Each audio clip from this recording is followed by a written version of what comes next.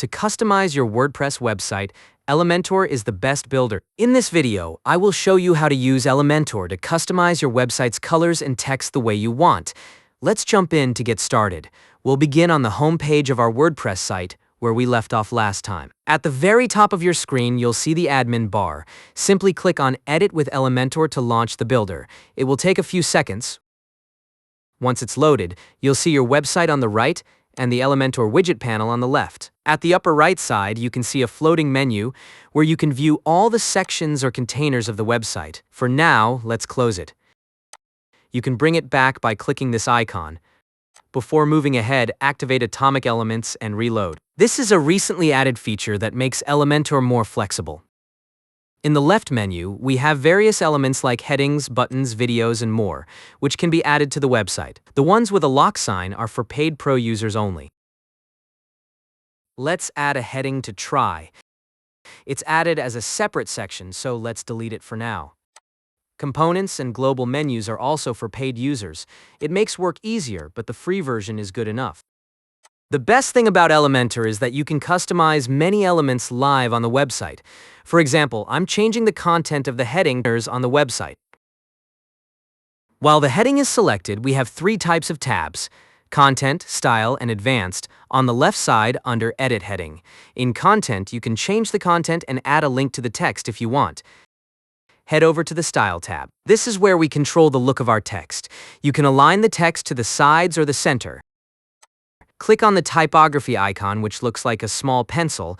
You can change the font family here. From the drop-down menu under Family, search for and select Poppins. To give it a bit more punch, we'll change the weight to 600 or semi-bold. You can also play around with the line height, letter spacing, and word spacing sliders to make sure the text sits perfectly on your page. In the Advanced tab, you get a few more text formatting options like margin, padding, and width.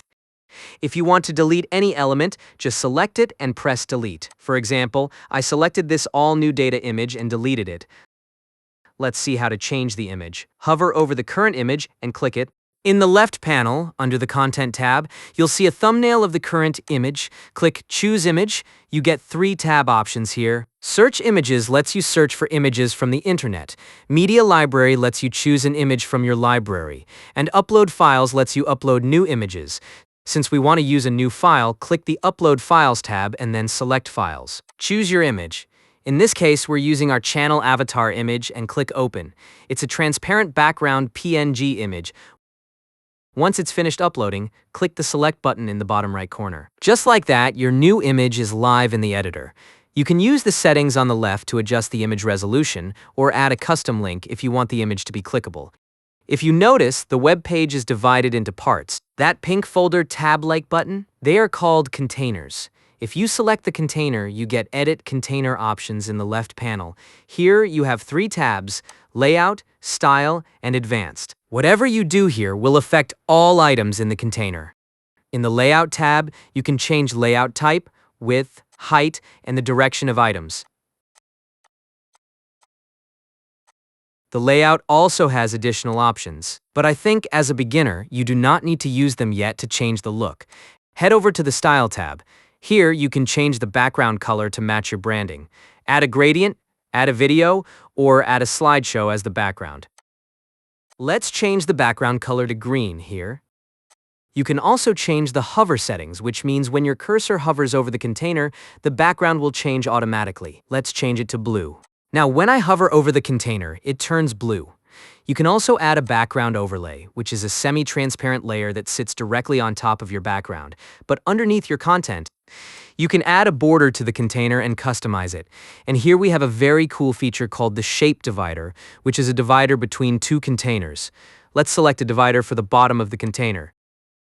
These pyramids are fine. See, it looks cool. You can customize this border too. For example, you can change the color, adjust the width, and change the height. Now, let's see how to customize the button. Select the button you want to edit. You get the same three tabs of options in the left menu: Content, Style, and Advanced. You can select the type of button you want, change the text, and add a link to the button. Like, I'll add a link to my channel.